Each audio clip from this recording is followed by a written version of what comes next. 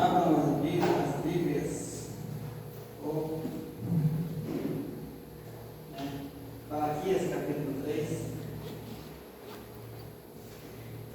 Vamos ler alguns textos. Versículo 16.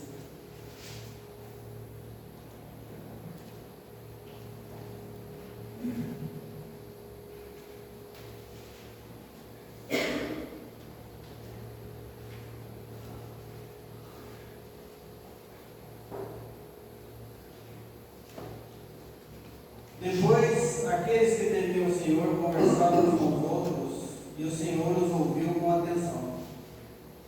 Foi escrito um livro, com um memorial na sua presença, acerca dos que temiam o Senhor e honravam o seu nome. No dia em que eu agir, diz o Senhor dos Exércitos, eles serão meu tesouro pessoal. Eles serão meu tesouro pessoal. Eu terei compaixão deles, como um pai tem compaixão dos filhos que lhe obedecem. Então vocês verão novamente a diferença entre o justo e o injusto, entre o que servem a Deus e o que não servem a Deus. Esse versículo, esses 3 versículos, não estava a princípio no meu plano de leitura, mas como em minha mente estava um pensamento que destaca que em todas as coisas há uma divisão. Existe um limiar, uma separação. E cada um deve julgar, se necessário, mudar de lado, transpor essa divisão, esta separação. Para que eu tenha a capacidade de decidir se devo, se preciso, se é importante mudar o lado, eu preciso antes de tudo saber onde estou, em que situação eu me encontro.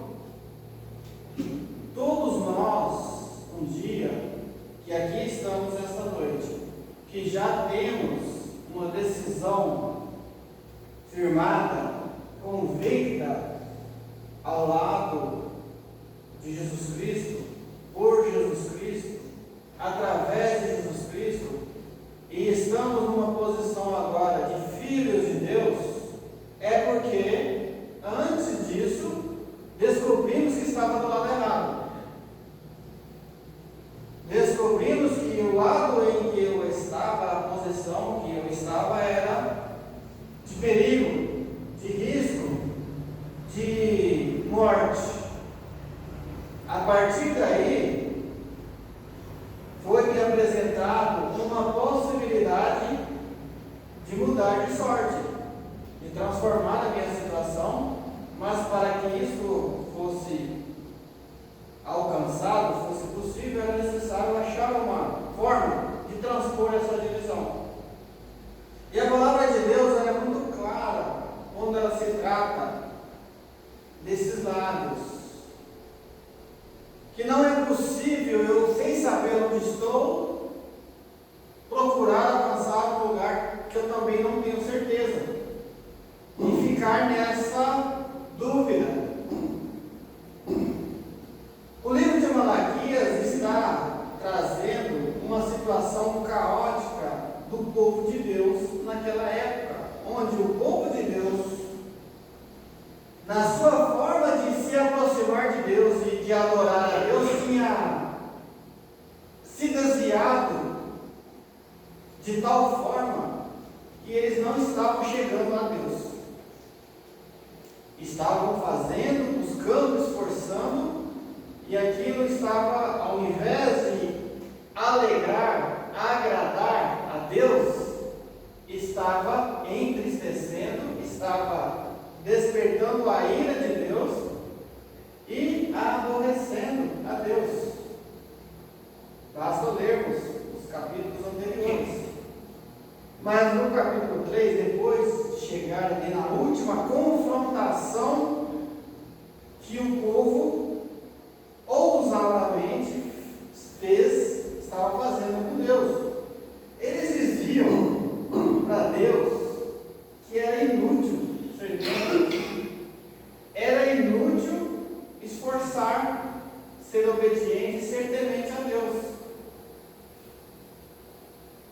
Porque as pessoas que viviam no mundo eram prósperas e felizes. O que me adianta então me esforçar em temer a Deus e obedecer a Deus, sendo que eu não estou recebendo nenhum privilégio? Por quê? Eles estavam fazendo, se esforçando por fazer, esperando receber aquilo que Deus não havia prometido e pensavam estar agradando a Deus. Mas no meio daquela situação caótica, de uma adoração corrupta, de uma adoração falsa, sempre existe um remanescente fiel. Sempre existe aquele que verdadeiramente teme a Deus. Então, no versículo 16, ele diz assim: depois, aqueles que temiam o Senhor conversavam uns com os outros, saíram do meio, porque lá no templo, lá na sede, lá na religião, lá naqueles que detêm e arrogam para si o direito de levar as pessoas a Deus, lá na tenda daquele que se diz o representante de Deus, a adoração não estava chegando a Deus. Mas conversando uns com os outros, os que temiam o Senhor ouviu com atenção. E o Senhor fez uma promessa a eles: no dia em que eu agir, diz o Senhor dos Exércitos, eles serão meu desejo pessoal. E eu terei compaixão deles como um pai tem compaixão dos filhos que lhe obedecem. Então vocês verão novamente a diferença entre o justo e o injusto, entre os que servem a Deus e os que não servem. Na nossa leitura que estamos fazendo da Bíblia, lá no capítulo 12 de Atos e Êxodo, nós lemos essa semana, especificamente quando se trata da Páscoa, onde foi dado uma ordem muito explícita do que o povo deveria fazer para se livrar do anjo da morte que iria passar e matar todos os primogênitos dos animais e dos homens, de todas as famílias.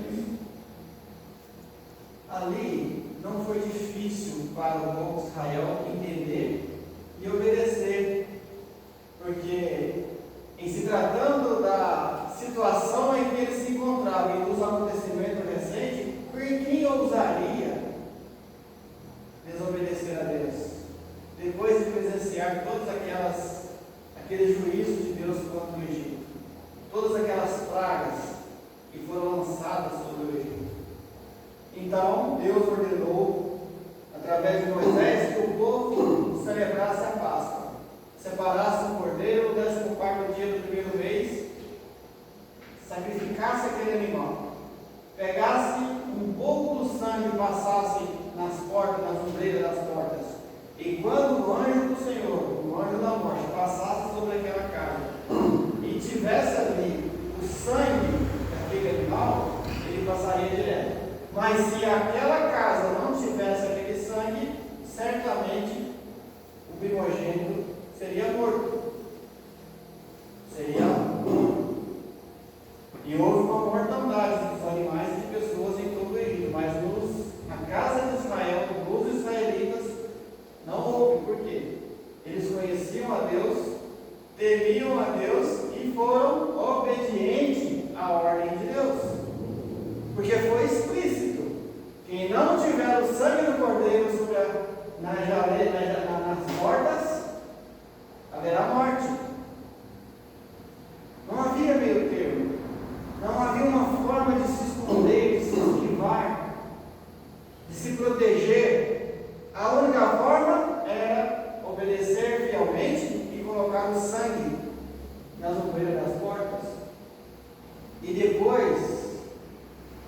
no capítulo 12, foi deixado uma ordenança muito clara para quem quisesse celebrar a Páscoa. Quem quisesse participar desse momento que representava a libertação do povo de Israel lá do Egito. Então, a partir do versículo 43, diz assim: Disse o Senhor a Moisés e a Arão: Estas são as leis da Páscoa. Nenhum estrangeiro poderá comê-lo. O escravo comprado poderá comer da Páscoa depois da circuncisão, depois de circuncidado. Mas o residente temporário e o trabalhador contratado dela não comerão. Vocês comerão numa só casa. Não leve nenhum pedaço de carne para fora da casa, nem quebre nenhum dos ossos. Toda a comunidade de Israel terá de celebrar a Páscoa. Toda a comunidade de Israel terá que celebrar a Páscoa. É mandatário, não é opcional. Qualquer estrangeiro residente entre vocês que quiser celebrar a Páscoa do Senhor terá, é mandatário, não é opcional, terá que circuncidar todos os sexos masculinos da sua família. Então poderá participar como natural da terra. Nenhum incircunciso poderá participar. A mesma lei se aplicará ao natural da terra e ao estrangeiro residente. Todos os israelitas fizeram como o Senhor tinha ordenado a Moisés e a Arão. No mesmo dia o Senhor tirou os israelitas do Egito, organizados segundo as suas divisões. Percebemos que em relação ao livramento dado por Deus, que seria somente através do sangue do Cordeiro, ele não era opcional. Se quisesse ser livre da morte, era necessário sacrificar a Páscoa, o Cordeiro Pascal. E o sangue dele era o único meio de salvar a vida dos primogênitos naquela ocasião. Era uma ordenança para os filhos de Israel. Todos os egípcios que não conheciam o Deus de Israel e não temiam o Deus de Israel sofreram as consequências. Mas depois daquela ocasião, era obrigatório todo o ano a celebração da Páscoa. Era um privilégio do povo de Israel celebrar a Páscoa em memória à libertação da escravidão no Egito. E quem quisesse participar daquela celebração, daquele privilégio, deveria cumprir rigorosamente os requisitos, que era a circuncisão. Era um sinal de separação. Mas nós, crentes, brasileiros, mineiros, nós não sabemos nada do costume de Israel, nós não somos praticantes do judaísmo. Então, como nós devemos proceder? Isso era sombra do que haveria de vir. Esse cordeiro era a representação de Jesus Cristo, o nosso cordeiro pascual. O sangue deste cordeiro livrou os israelitas da morte, e o sangue de Jesus Cristo nos livra da morte. Mas ainda é necessário mudar de lado. Porque se eu, por acaso, ainda estou descuidado e não sei em que lado eu estou, eu preciso buscar orientação. Eu preciso descobrir que lado eu estou. Eu sou como um israelita, temente a Deus, circuncidado, apto a participar da Páscoa, ou ainda estou como um estrangeiro, como um não natural, incircunciso, que não tem o privilégio de participar dessa celebração. E se o anjo da morte passar sobre a minha casa, sofrerei as consequências. Como estou?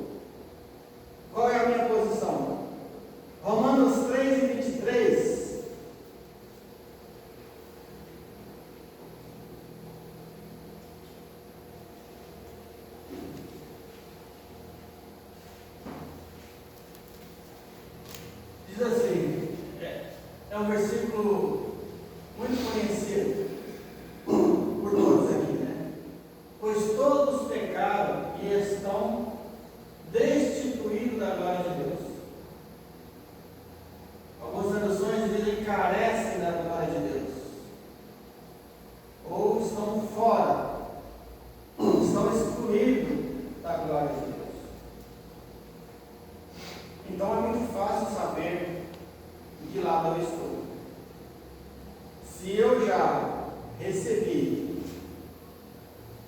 como benefício sobre a minha vida, sobre a minha família, o sangue de Cristo, e eu, por temor e obediência a Deus, aceitei isso em meu favor,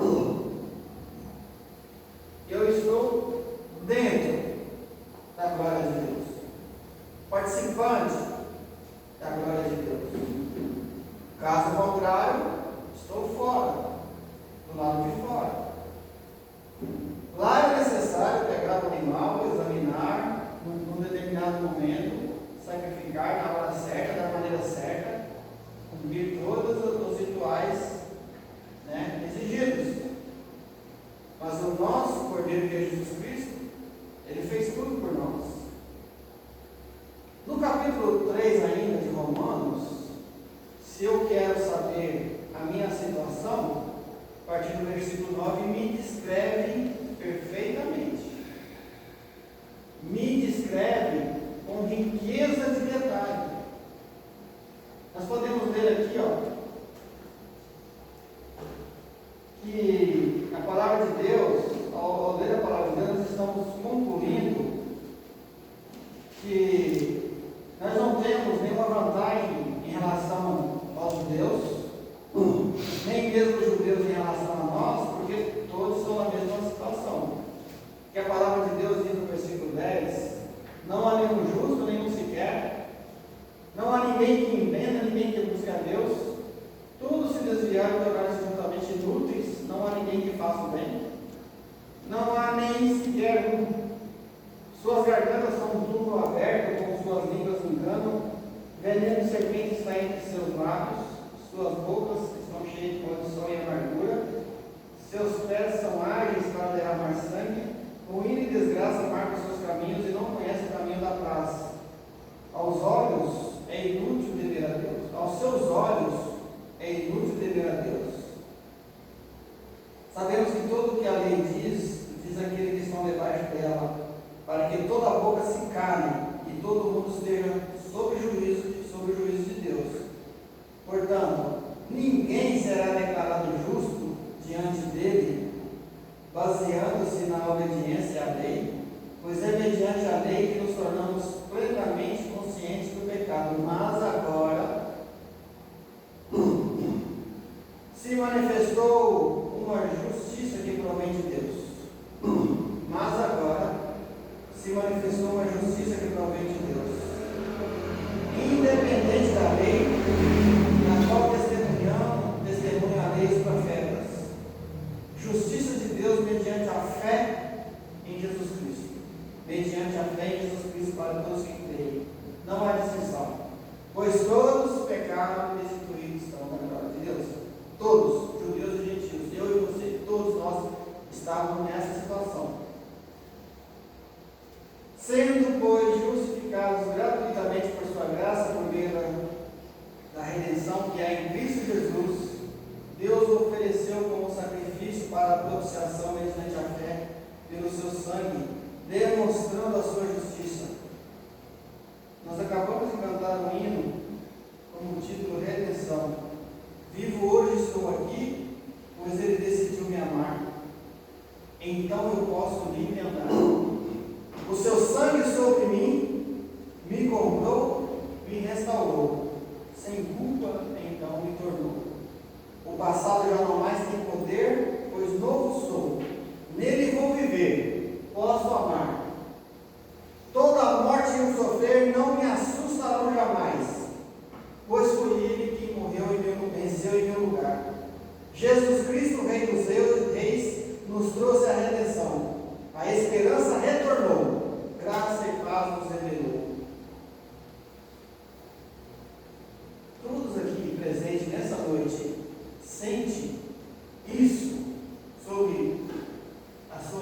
convicção? Glórias a Deus, se todos aqui nessa noite podem dizer com convicção essas palavras, afirmando que somos vivos, estamos aqui vivos porque Ele decidiu me amar e sou livre para amar. O seu sangue sobre mim me comprou e restaurou, sem culpa então me tornou. Aquele que não era circuncidado, aquele que não tinha o sangue nas ovelhas, era culpado e tinha todo o direito de ser, e tinha toda a razão para ser morto, assim como todos que estão fora da glória de Deus, assim como todos nós, antes de receber sobre nós o sangue de Cristo. Ninguém aqui, em lugar nenhum, pode se gloriar por alguma coisa, porque todos nós estávamos extraviados, desgarrados como ovelha sem pastor. Mas Jesus Cristo, Rei dos Reis, Ele veio para ser o nosso cordeiro. O seu sangue derramado na cruz nos livrou da morte. E a Bíblia vai além, ela fala que Ele nos transportou para o reino do Filho do seu amor. Isso é maravilhoso, porque lá em Tito, capítulo 3, vai encerrar já, Tito capítulo 2, versículo 17. Não, 11. Tito 2, 11. Tem a palavra porquê. Então, quando tem a palavra porquê, nós temos que entender o que está falando. Então, vamos voltar um pouquinho. Não tem porquê, tem portanto, tem mas, porém, está dando continuidade a alguma coisa.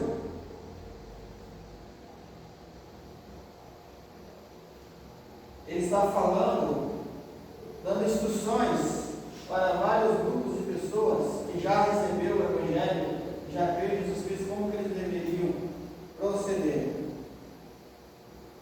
Então, os mais velhos, os anciãos, os mais jovens, as mulheres mais novas, os escravos, como eles deveriam proceder. Fala que os homens mais velhos deveriam ser moderados, dignos de respeito, sensatos, sadios na fé, no amor, na perseverança.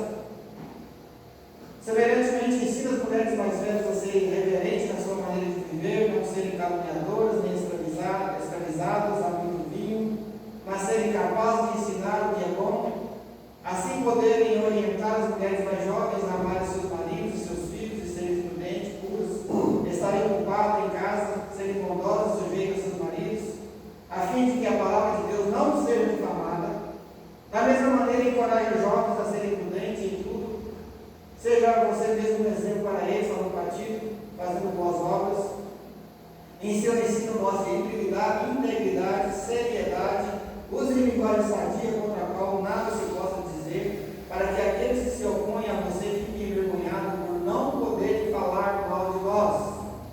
Ensine os escravos a submeter a seus senhores, a procurarem agradá-los, não serem respondões e não roubá-los, mas a mostrarem que são inteiramente dignos de confiança, para que assim tornem atraente em tudo o ensino de Deus, nosso Salvador. Porque a graça de Deus se manifestou salvadora a todos os homens.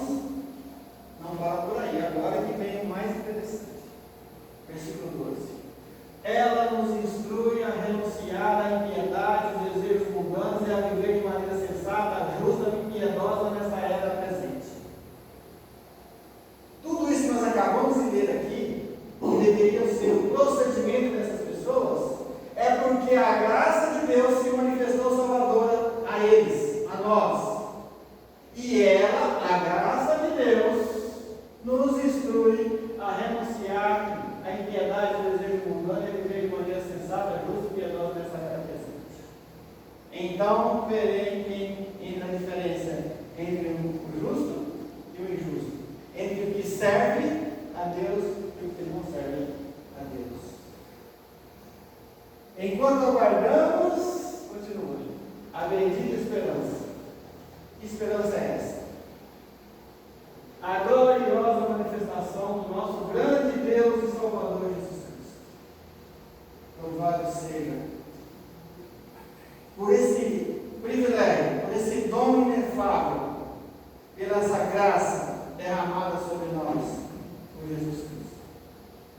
Não há privilégio maior, nem mesmo os israelitas naquele dia que tiveram suas vidas salvas, nem mesmo o privilégio que eles têm de ano a ano celebrar a Páscoa, porque aquilo era apenas uma representação, um simbolismo do que era perfeito, como nós vemos lá em Hebreus também essa semana, sobre Jesus Cristo ser o cumprimento de todas as coisas que foi trazida lá no Velho Testamento no ano passado. Eu vou ler aqui uma postagem do irmão Tiago Faria, lá de Manaus. Perguntaram para Paul Washer uma vez: como o sacrifício de um homem que morreu sozinho em uma cruz há 2000 anos pode ser capaz de perdoar os pecados de todos aqueles que se arrependem e creem nele como Salvador de suas vidas? Perguntou para Paul Washer. Não sei se todos conhecem. Ele respondeu: se você colocar todos os mares, todas as montanhas, todas as constelações, todas as galáxias de um lado da balança, e você colocar Cristo do outro lado, o Cristo vai superar todas as outras coisas. Sabe por quê? Porque no princípio era o verbo estava com Deus, o verbo era Deus. Ele estava no princípio com Deus, todas as coisas foram feitas por Ele, sem Ele nada do que foi feito se fez. Nele estava a vida, e a vida era a luz dos homens, e a luz resplandece nas trevas, e as trevas não a compreendem. E o verbo se fez carne e habitou entre nós, e vimos sua glória, como a glória do unigênito do Pai, cheio de graça e verdade. O Criador assumiu a forma de servo, que viveu entre nós, e no fim foi morto por suas próprias criaturas. Mas dessa tragédia surge algo bom. Pela morte dele, podemos ter a vida eterna. Amém. E isto somente é possível devido à graça e ao amor de Cristo, pois pela graça sois salvos por meio da fé. Isso não vem de vós, mas é dom de Deus. Não vem das obras para que ninguém se glorie. Esse é o maior privilégio, o maior presente, a melhor escolha que podemos fazer.